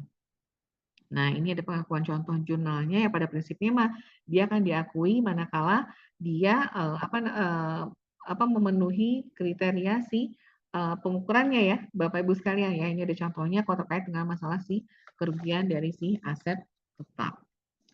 Oke, ini dinamainya dengan beban non operasional atau Bapak Ibu nanti mau menyebutnya sebagai laba dari penjualan aset tetap misalnya, ya mangga silahkan. Begitu. Nanti tergantung pada prinsipnya Bapak Ibu menyebutnya dengan istilah laba, rugi. Ini rugi ya berarti ya, rugi penjualan aset tetap ya, berarti ini masuk sebagai kategori beban non operasional. Nah, ini penutup bahwa Bapak Ibu pemisahan pendapatan dan beban ini penting ya, tidak cuma untuk transparansi, tapi juga untuk ujungnya agar Bapak Ibu sekalian bisa melakukan penilaian kinerja BPR dengan lebih baik, jadi tahu sumber atau persis lah ini Bapak Ibu sudah sangat Bapak berpengalaman tentang hal ini, bahwa memang dengan dipisahkan kita jadi dapat informasi lebih andal, lebih relevan, lebih nyambung dengan yang bisa kita ambil gitu kan ya, dengan keputusan yang bisa kita ambil begitu. Dan perlakuan akuntansi yang diatur oleh PA BPR ini sudah sesuai memang dirujuknya ke si perlakuan akuntansi sesuai dengan SAK, EP, dan tadi berbagai contoh jurnal ini memang bisa kita jadikan sebagai panduan untuk ilustrasi. Alhamdulillah nampaknya tidak sampai 1 jam bahasan kita pada hari ini, Bapak Ibu sekalian. Mangga saya serahkan kepada moderator cantik untuk melid acara atas perhatiannya.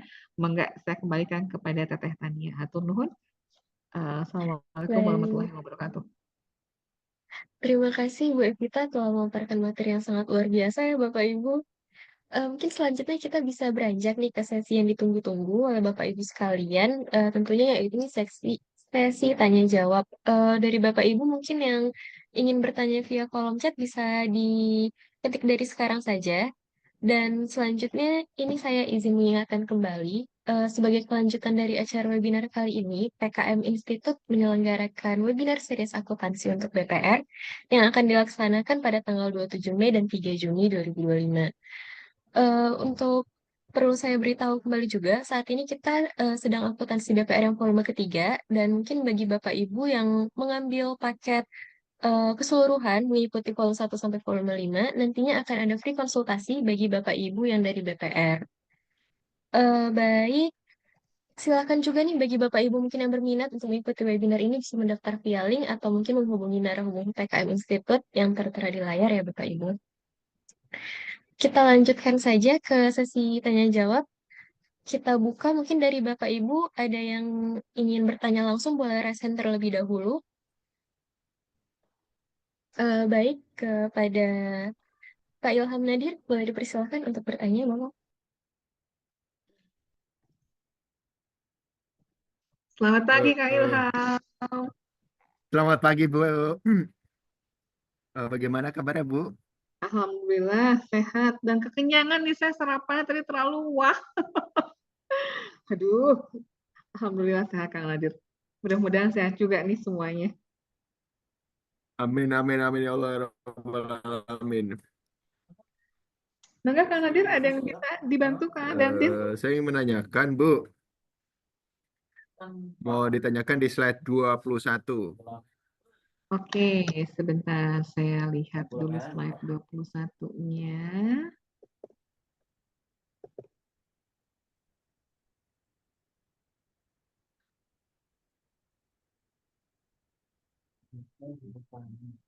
Yang deposito ya Kang ya? Iya. Oke. Gimana Kang? Kalau yang ini 3.288 itu dapat dari mana ya Bu? Kalau dapatnya dari mana? Ya, dapatnya dari PA BPR-nya Kang. Oke, ini kalau kita lihat nih, ini apa namanya? Katanya kan 1 Januari ini nasabah buka deposito ya, dengan nominal 20 juta, jangka waktu 1 bulan, bunganya 6% per tahun, begitu. Nasabah menanggung ada biaya materai sebesar 10.000 dan tanggal 1 Februari 2025 deposito jatuh tempo dan nasabah mencairkan deposito tersebut dengan suku bunga pada saat itu ada di angka 5,5% per tahun begitu. Nah ini beban bunganya yang diakui ini beban bunganya kan 1 Januari ya, 1 Januari di 2025. Nah ini pada saat apa ini yang diakui bunga harian, Kang. Jadi kalau kita lihat di catatan ininya, di catatan PABPR-nya, angka 3288 ini adalah pada saat nasabah membuka rekening deposito, BPR melakukan pengakuan atas beban bunga itu setiap hari. In case kenapa tiap hari, Kang? In case adalah karena ada kan kalau deposito betul kita kan mesti mencairkannya idealnya ada tepat pada tanggal jatuh temponya. Tapi kan sangat mungkin ya akan bisa dicairkan di sebelum jatuh tempo meskipun pasti ada denda dan lain sebagainya gitu ya. Meskipun ada denda dan lain sebagainya. Jadi angka 3288 ini adalah bunga 6% per tahun bagi 12, oke? Hitung per bulan berarti Kang. Tadi gitu mah per bulan, dapat per bulan, nah bunga bulanan berarti dibagi lagi dengan bunga harian. Mungkin dapat angkanya di sana, Kang. Jujur saya nggak ngecek lagi ya. Jadi 6% bagi 12. Betul. Coba 6% dibagi 12%, dibagi tapi ini kan kita pakai air juga, Kang. Iya. Oke, ada air. Gitu. Makanya di sini suku bunga efektifnya itu sebenarnya di angka 5,5%. Ini saya boleh jujur ya Bapak Ibu sekalian ya. Frankly speaking nggak ngecek lagi begitu angkanya ini given dari PABPR, tapi kurang lebih adalah demikian Kang Nadir, dia sistemnya tetap menggunakan basis air juga sebenarnya ya. Ini ada bunga jadi di sini makanya disebutkan bahwa mencairkan deposito itu bunga bunga efektifnya di angka 5,5% per tahun. Yang jelas Kang Nadir ini adalah bunga harian ya. Oke. Ini adalah bunga iya, harian. jadi ya Bu. Jadi ini adalah bunga harian. bunga hariannya gitu ya Bu. Betul, ini bunga harian. Oke, saya tambahkan di sini. Bunga harian. Ini adalah saat jatuh tempo yang ini. Oke, yang ini saat jatuh tempo.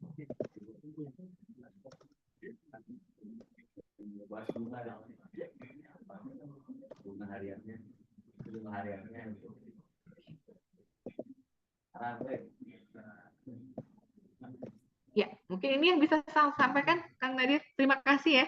Jadi aware kita sama-sama nih. Jadi pada ngitung juga. Bapak Ibu lebih sakti nih cuma salah ngitungnya malah.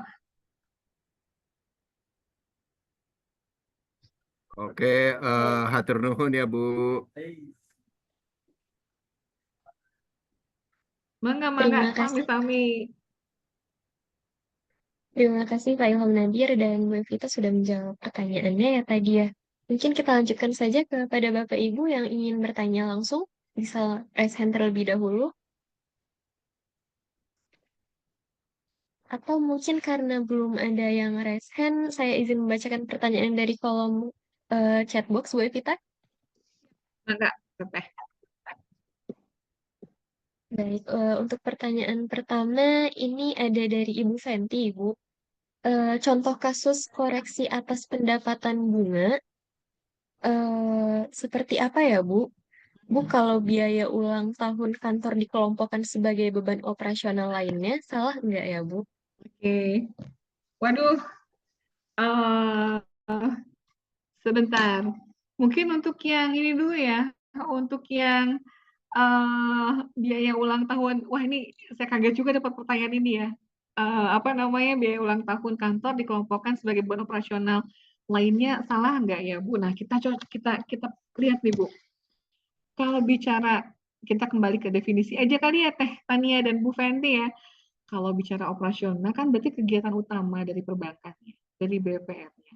Berarti rasanya mau nggak mau kita harus sepakat mungkin untuk yang beban ulang tahun ini apa namanya, nanti mungkin dilihat dulu detailnya ya, ulang tahun itu apa sih gitu. Apakah kemudian dengan cara Bapak Ibu membuat promosi gitu misalnya, kemudian apa karena biasanya kan kalau ulang tahun kan bisa aja ya bukan kita yang dapat hadiah, tapi kita yang memberikan hadiah ya, Teh Tania ya. Bentuknya seperti itu, apa memberikan gantungan kunci lah gitu, apa segala macam, apakah voucher gitu.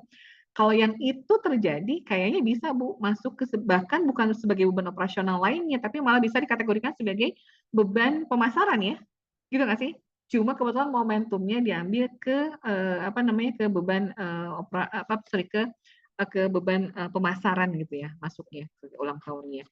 Nah, kalau kemudian bentuknya adalah dengan makan-makan misalnya. Nah, makan-makannya juga misalnya bahkan misalkan dengan mengundang nasabah gitu ya untuk berkumpul ini idealnya mungkin bisa jadi masuk karena dalam rangka juga memasarkan, harusnya sih hemat saya bisa masuk sebagai ke beban pemasaran begitu. Nah, cuman kalau misalnya apa nama asli gini, Bapak Ibu nanti berhati-hati pada saat kemudian memasukkan nama akun untuk melaporkan beban ini, karena kalau misalkan kategorinya ada nanti biasanya ada pertanyaan gini Teh Tania, kalau biaya entertainment gimana? Karena bisa jadi ulang tahun ini masuk ke entertainment apa hakikatnya gitu kan ya. Nah, kalau entertainment ya kalau toh memang dia isinya adalah entertainment, tapi Bapak Ibu hati-hati. Karena kalau mencantumkan entertainment, Bapak Ibu itu si entertainment termasuk beban yang tidak diakui oleh pajak. Gitu ya. Jadi pada saat Bapak Ibu tadi taruhlah mengundang konsumen untuk mengumpul bersama makan bareng begitu, bisa aja sih sekarang masuk sebagai kalau nggak salah bisa masuk sebagai komponen beban yang diakui sebagai beban pajak begitu, tapi yang diakui oleh pajak, tapi mesti disertai dengan daftar nominatif. Jadi hadir, ya gitu ya, hadir siapa, tanggal berapa dan lain sebagainya, dan harus ada tanda tangan, ada daftar nominatifnya lah istilahnya siapa yang kemudian hadir dan lain-lainnya. Oke. Nah, koreksi atas pendapatan bunga seperti apa ya Bu? Nah, koreksi pendapatan bunga ini sebentar, kalau yang ada di sini teh dia larinya ke ini ya, di si pendapatan ya. Sebentar. Saya takutnya salah ini.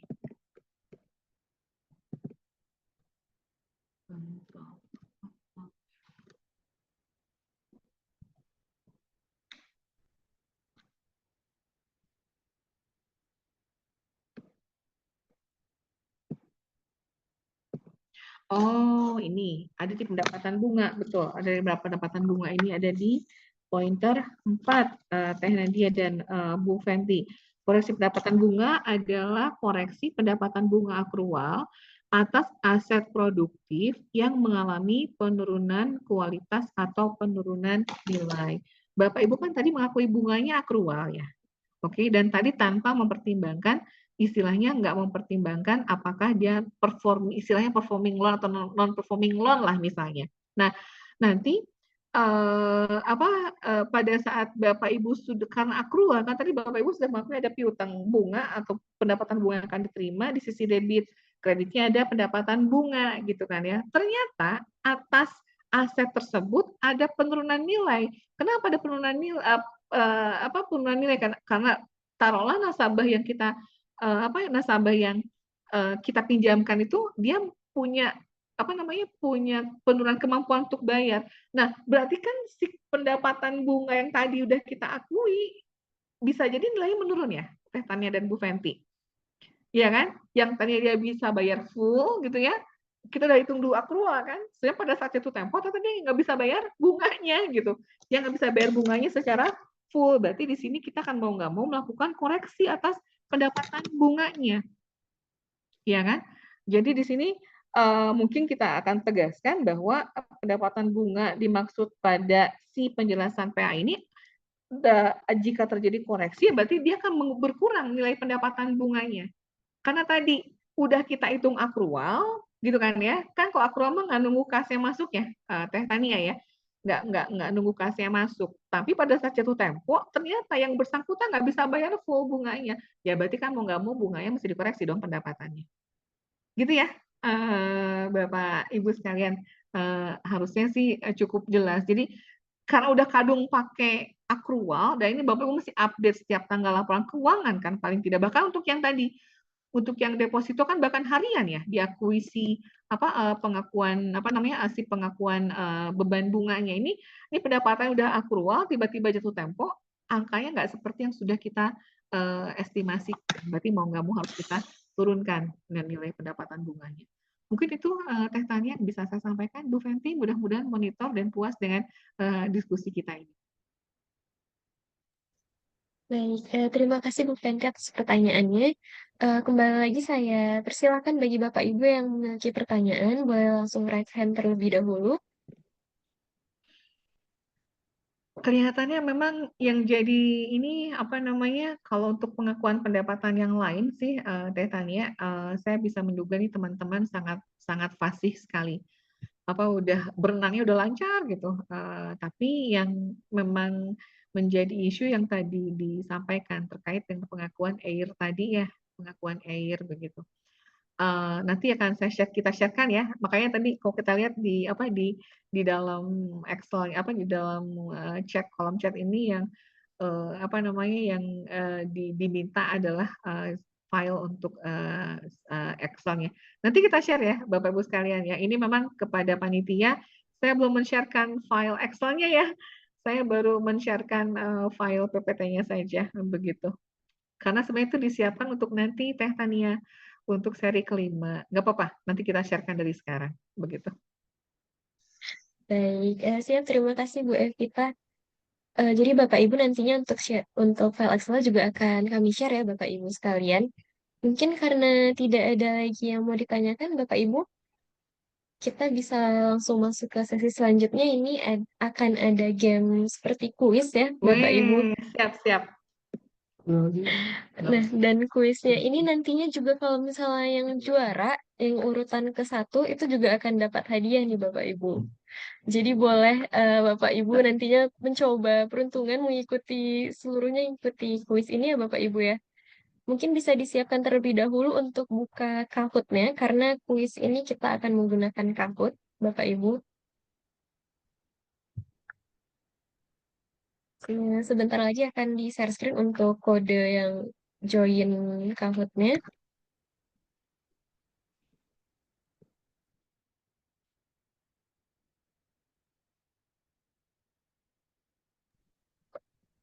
Mungkin untuk game Kahoot-nya ini boleh dibantu dari Kang Aldio untuk menampilkan kode Kahoot-nya.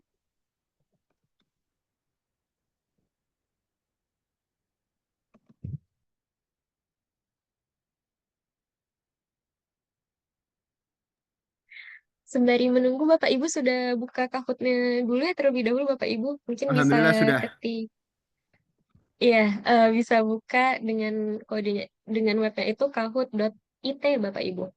Nanti bisa langsung join menggunakan kode yang akan disediakan.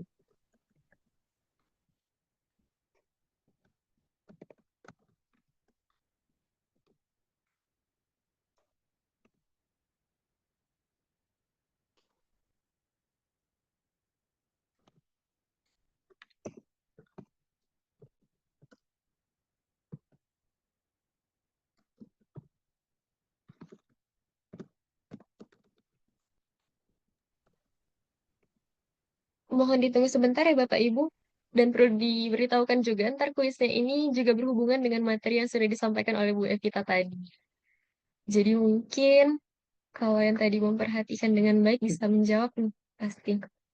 Nah, ini untuk game pinnya Bapak Ibu. Untuk kodenya 3666981.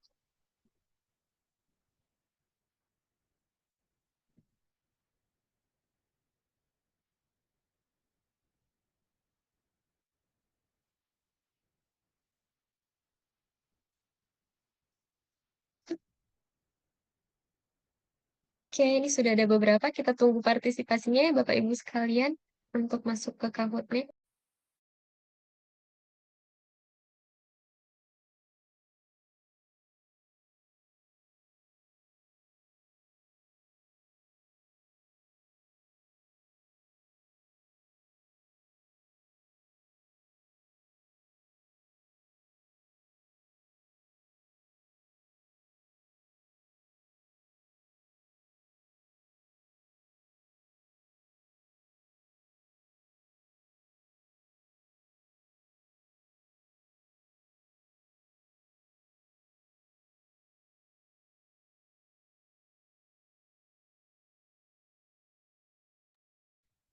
Kita tunggu sampai 25 dulu ya Bapak Ibu ya untuk semuanya bergabung. Nanti akan kita mulai untuk gamenya. Mungkin sebanyak 20 kali ya udah bisa kita mulai.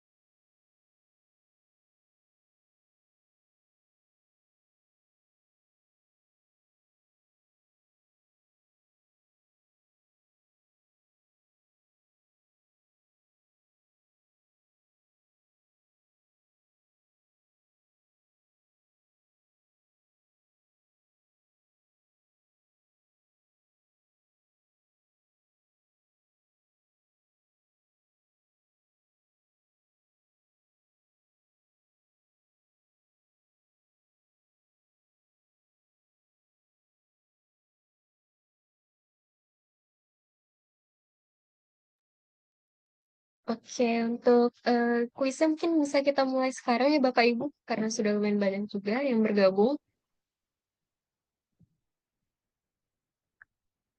Oke, kita mulai untuk kuisnya.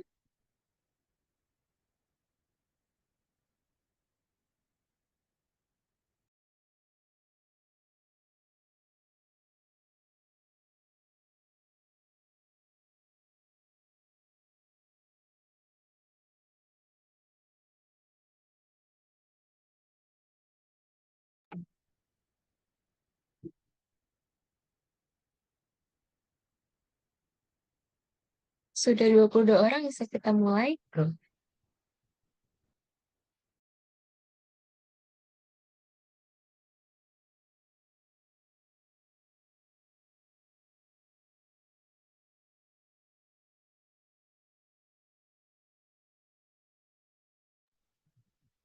Iya, bisa diperhatikan ya Bapak Ibu, ini juga ada waktunya. Apa yang dimaksud dengan pendapatan operasional pada BPR menurut SOJK nomor 21, SOJK 2024?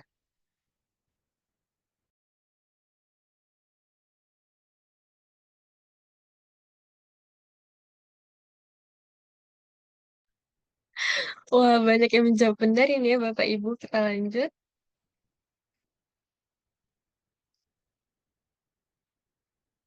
Dari Pak Laksmindi sedang memimpin permainan ini ya Pak ya. Kita lihat selanjutnya.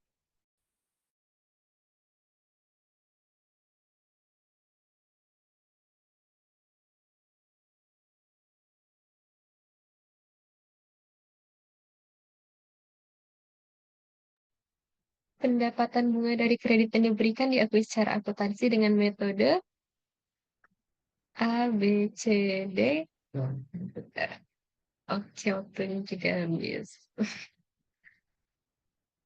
Yang benar ternyata C ya. Kita lanjut. Siapa nih yang memimpin dengan skor tertinggi?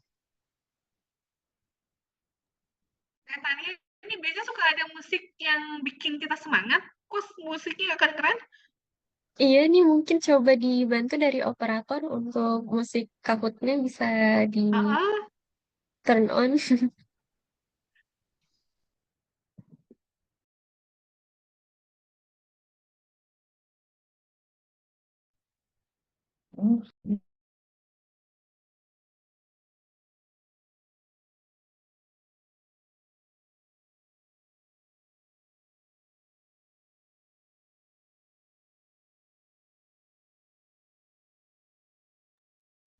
Mungkin karena masalah teknis Bapak Ibu, musiknya belum terdengar ya.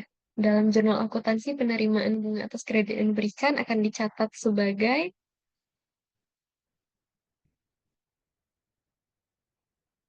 4, 3, 2, 1. Oke, banyak yang menjawab benar ini. Berarti Bapak Ibu juga benar-benar memperhatikan ya berarti ya Bu Evita ya. Karena bisa menjawab dengan benar rata-rata. Ini mau udah pada sakti, ibu-ibu, bapak-bapaknya, Teh Tania. Tuh kan Bu Fenty nih. Pemimpin seperti kemarin.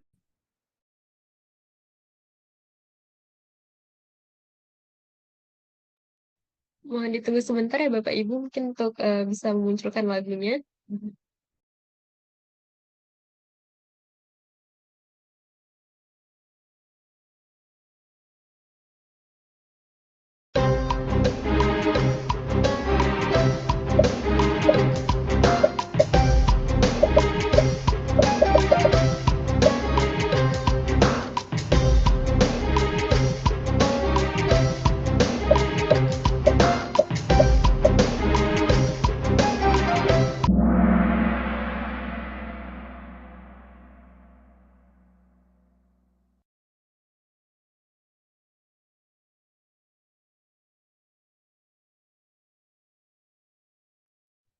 Oke, kita lanjut lagi.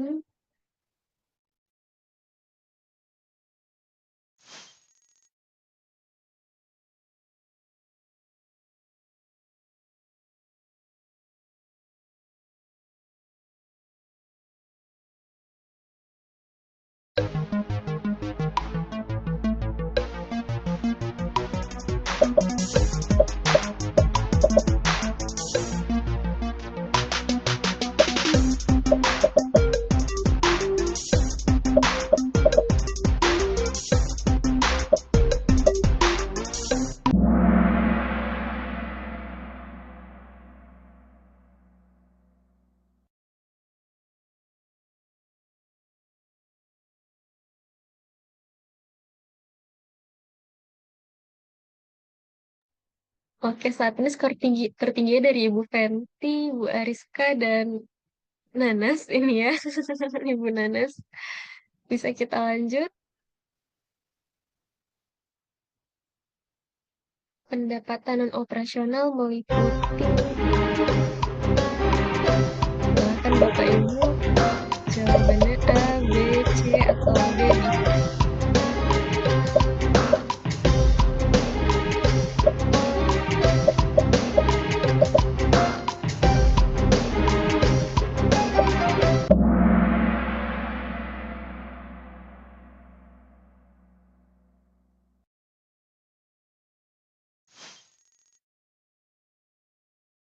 Wah, masih Ibu Fenty nih ya yang di urutan pertama. Coba kita lihat lagi kalau di soal selanjutnya.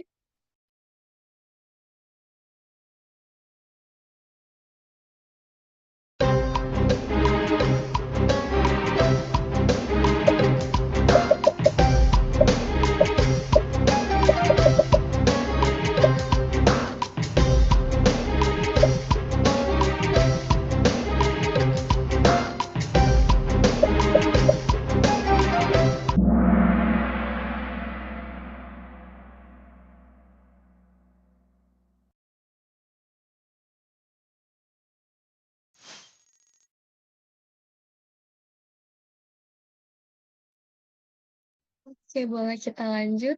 Masih Ibu Fenty juga ya, Bapak Ibu. Mungkin ada yang bisa mengejar skor Ibu Fenty nih nanti.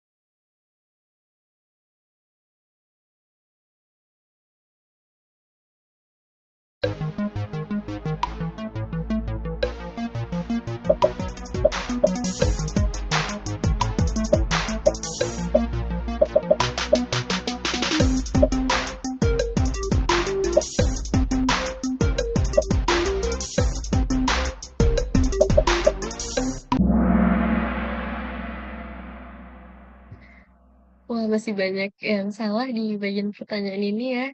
Jika BPM memperoleh pendapatan hasil sewa. Dan posisinya bergeser, sekarang Ibu Dia yang berada di urutan pertama nih. Boleh kita lanjut.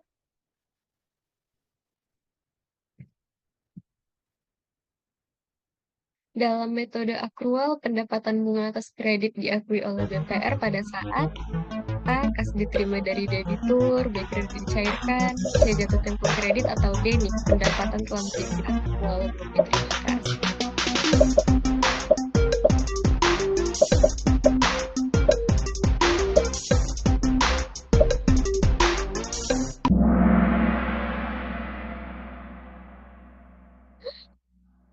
Oke, kita lanjut lagi dulu aja. Dan posisinya berubah lagi nih ya Bapak Ibu ya. Sekarang Ibu Ariska yang di posisi pertama, disusul oleh Ibu Dia dan Ibu Fenty. Kita lanjut. Jika diperlukan waktu 1 menit untuk merebus 1 butir telur, berapa waktu yang diperlukan untuk merebus 10 telur?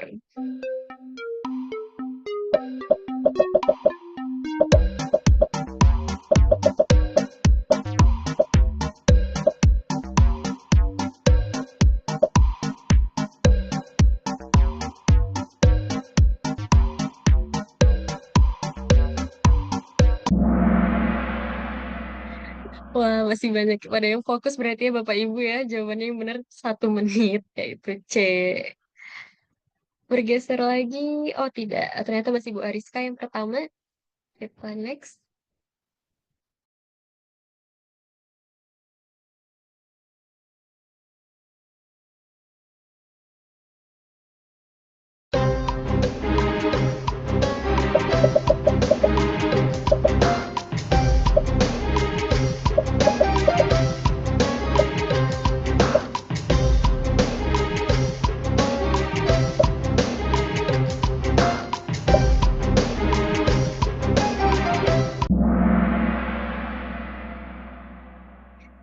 Benar sekali, cukup 10 menit saja ya Bapak Ibu ya. Masih pada fokus juga, walaupun sedikit ditukar-tukar aja nih soalnya tadi dari yang sebelumnya.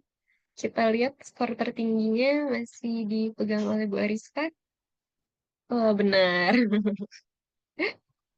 Kita next.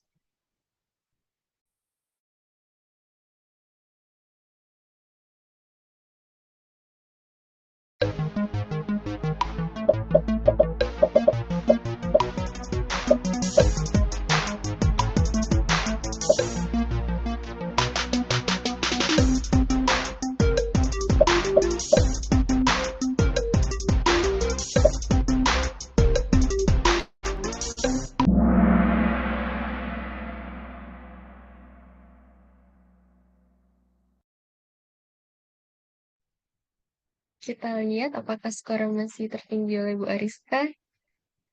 Oke, mungkin 2 pertanyaan lagi nih Bapak Ibu. Masih ada kesempatan untuk menjadi nomor urut pertama. Kita next.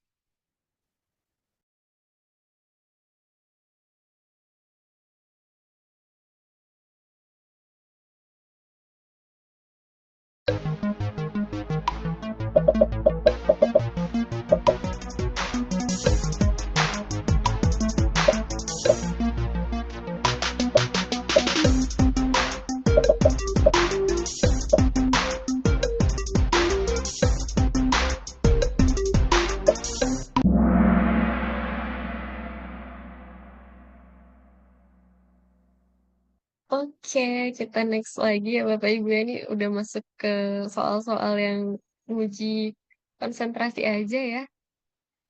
Dan masih oleh Bu Ariska juga yang pertama.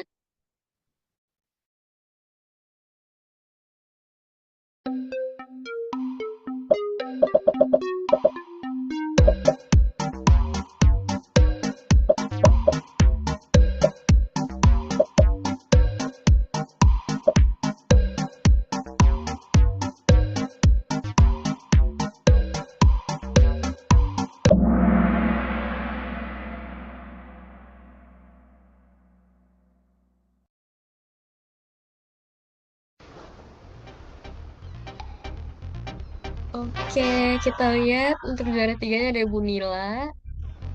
Untuk juara kedua dari Ibu Dia dan juara pertamanya dari Ibu Ibu Ariska. Nah, bener.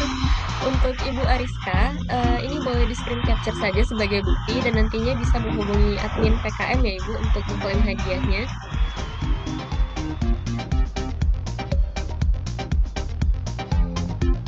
Oke. Karena juga sudah selesai untuk sesi gamenya, tak terasa ya